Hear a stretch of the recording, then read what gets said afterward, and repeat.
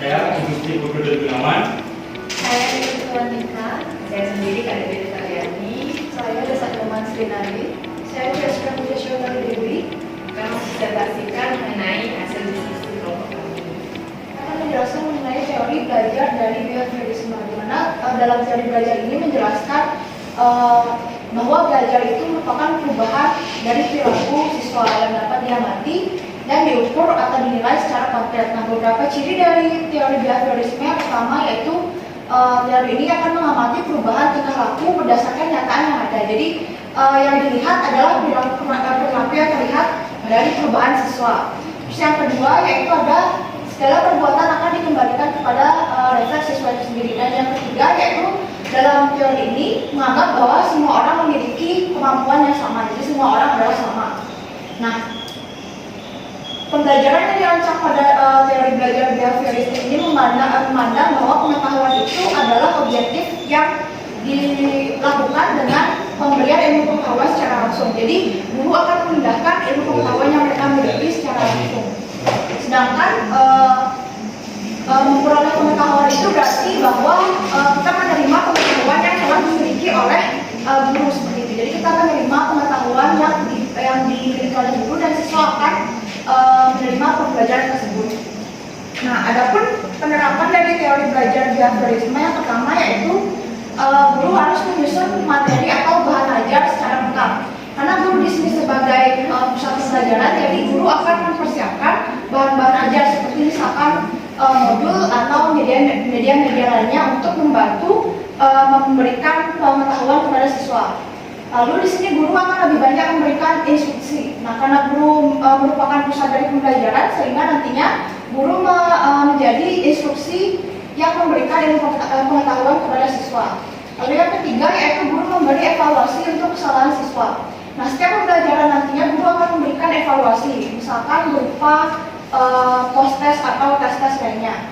Lalu yang keempat itu guru memberikan latihan agar nantinya terbentuk kebiasaan pada siswa. Misalkan nanti setiap akhir dari materi dalam pembelajaran akan diberikan contoh soal. Nanti setelah contoh soal itu guru akan memberikan latihan soal yang sama seperti contoh soal yang diberikan di awal tadi, sehingga nanti akan membentuk kebiasaan-kebiasaan pada siswa. Lalu yang keempat yaitu evaluasi berdasarkan perilaku yang terlihat. Jadi apakah perilaku setelah pembelajaran itu baik atau buruk, itu akan disesuaikan nanti evaluasinya. Lalu yang selanjutnya yaitu guru memberikan penguatan. Jadi setiap pembelajaran nanti guru akan memberikan penguatan, bisa berupa tes akhir, kuis atau dan yang lainnya.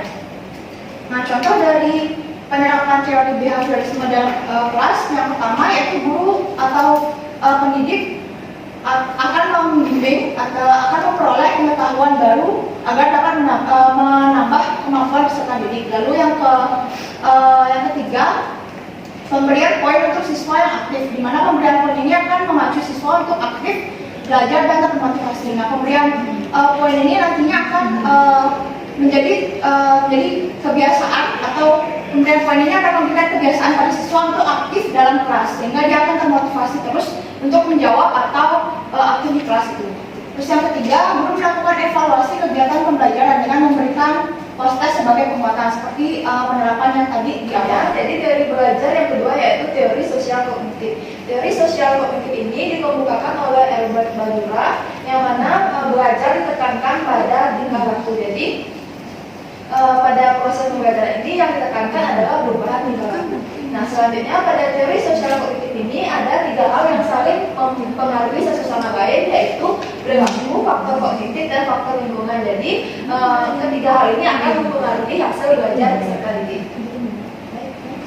Dari teori sosial kognitif ini yang pertama yaitu observational learning atau modeling. Jadi proses belajar bagi siswa itu dilakukan melalui proses peniruan dari model yang mereka inginkan. Yang kedua yaitu reinforcement atau punishment, yang mana siswa mendapatkan sumber informasi mengenai tingkah laku yang ditiru dari model yang diinginkan tersebut.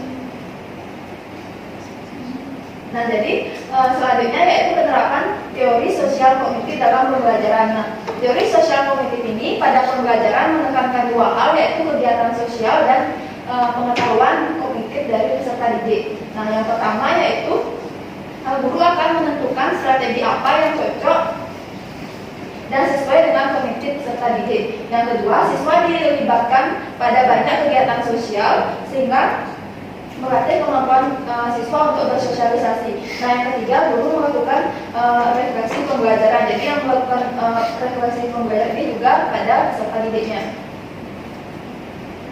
Nah, adapun beberapa contoh penerapan teori sosial kognitif di dalam kelas. Yang pertama yaitu kegiatan diskusi. Pada kegiatan diskusi ini siswa dilatih untuk bagaimana cara mengemukakan pendapat dan juga menghargai pendapat orang lain. Jadi siswa terlibat kegiatan sosial pada saat mereka berdiskusi bersama teman-temannya. Jadi saya akan menjelaskan mengenai model teori belajar kognitivisme. Jadi ada dua ilmuwan yang mengemukakan tentang teori kognitivisme ini. Yang pertama adalah Piaget. Ya, menurut Piaget, teori kognitivisme itu merupakan pengetahuan yang dapat terbentuk lewat pengalamannya. Ada dua tahapan yang dilakukan bagaimana pengetahuan itu bisa terbentuk. Yang pertama adalah asimilasi. Nah, asimilasi ini adalah proses memasukkan pengetahuan yang baru ke dalam pengetahuan lama yang dimiliki oleh individu. Ketika pengetahuan baru yang masuk tidak sesuai dengan pengetahuan lama yang dimiliki oleh siswa, maka di situ akan terjadi proses konflik kognitif. Untuk itu, karena tidak relevan antara pengetahuan yang baru dengan pengetahuan yang lama, di situ akan ada membentuk persepsi yang baru terkait akan suatu hal. Singkatnya saja saya berikan contoh. Ketika seorang anak belajar menanam pohon seperti itu, dia tahu bahwa tanaman atau pohon itu akan tumbuh subur ketika disiram. Ya, siramlah itu pohonnya. Tapi ternyata tidak begitu tumbuh subur. Dia cari alasannya kenapa demikian, dan juga ternyata dikasih tahu oleh orang tuanya, oh kamu salah di situ. Kamu menanam pohon tanahnya kering sekali, tidak ada pupuk. Nah, artinya apa? Pengetahuan baru yang pengetahuan lama yang dia punya bahwa pohon itu akan tumbuh subur dengan cara disiram saja, ternyata sudah tidak relevan lagi. Tapi harus ada medianya, media tanah yang juga harus subur. Nah, dengan demikian nanti akan terjadi proses akomodasi, yaitu penataan ulang pengetahuan baru dan pengetahuan lama agar terbentuk pengetahuan baru yang lebih bermakna dan relevan dalam pengalaman yang didapatkannya. Tentang model-model pembelajaran yang dapat digunakan pada pembelajaran kognitivisme. Nah, jadi model pembelajaran yang utama yaitu model pembelajaran kooperatif, yaitu model ini merupakan model yang berpusat pada peserta didik, yaitu student center. Nah, di sini peserta didiklah yang mempunyai peran penting di dalam proses pembelajaran. Jadi peserta didik di sini diharapkan mampu aktif di dalam proses pembelajaran itu sendiri. Selanjutnya, yang kedua ada model pembelajaran penemuan atau inquiry learning, yaitu model ini melibatkan keseluruhan kemampuan dari peserta didik itu sendiri untuk mencari dan menyelidiki dari pembelajaran itu sendiri. Nah, diharapkan peserta didik ini yang aktif dalam proses pembelajaran itu sendiri dengan mencari atau menggali pembelajaran-pembelajaran yang sedang dilaksanakan. Selanjutnya yang ketiga, model pembelajaran discovery learning. Aktif belajar untuk membuktikan kembali konsep yang sudah dipelajari sebelumnya. Terus siswa juga belajar untuk mandiri dalam memecahkan masalah dan memiliki keterampilan berpikir kritis. Akan berkaitan dengan kasus yang akan dibahas di presentasi ini. Jadi kita sudah mendiskusikan terkait dengan kasus yang diberikan. Jadi sebelum kita masuk ke kasus tersebut, kita pahami dulu terkait dengan motivasi belajar dari siswa tersebut. Jadi bagaimana motivasi belajar siswa tersebut? Kita tahu bahwa itu sangat mempengaruhi dalam pembelajaran di dalam kelas. Nah, seperti itu. Jadi sebelumnya rekan-rekan pasti sudah pernah mengikuti pembelajaran, ya. Kemudian tentunya akan mengalami naik turun, kenaikan dan penurunan motivasi dalam suatu pembelajaran tersebut. Misalkan pada saat rekan-rekan diberikan reward pada saat pembelajaran di awal oleh guru, kemudian setelah kalian bersemangat, memiliki motivasi yang tinggi, gurunya selesai memberikan reward tersebut. Nah, maka setiap pembelajaran oleh guru tersebut, meskipun kalian sangat senang dengan pembelajaran tersebut, kalian akan mengalami penurunan motivasi tentunya.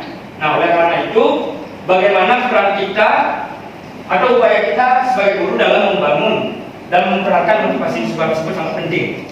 Nah, maka dari itu kita akan membahas di sini terkait dengan bagaimana menerapkan dan mempertahankan motivasi siswa tersebut dari perspektif yang pertama adalah perilaku. Di sini kita akan bahas terkait dengan sering kalinya dikaitkan dengan imbalan atau hukuman eksternal sebagai penentu keberhasilan dari siswa tersebut. Kemudian perspektif humanistik, di mana motivasi lebih ditekankan pada kemampuan pertumbuhan pribadi siswa, di mana kemerdekaan untuk memilih dan sifat-sifat positif. Kemudian yang ketiga ada perspektif kognitif, di mana motivasi muncul karena adanya pemikiran dari setiap individu.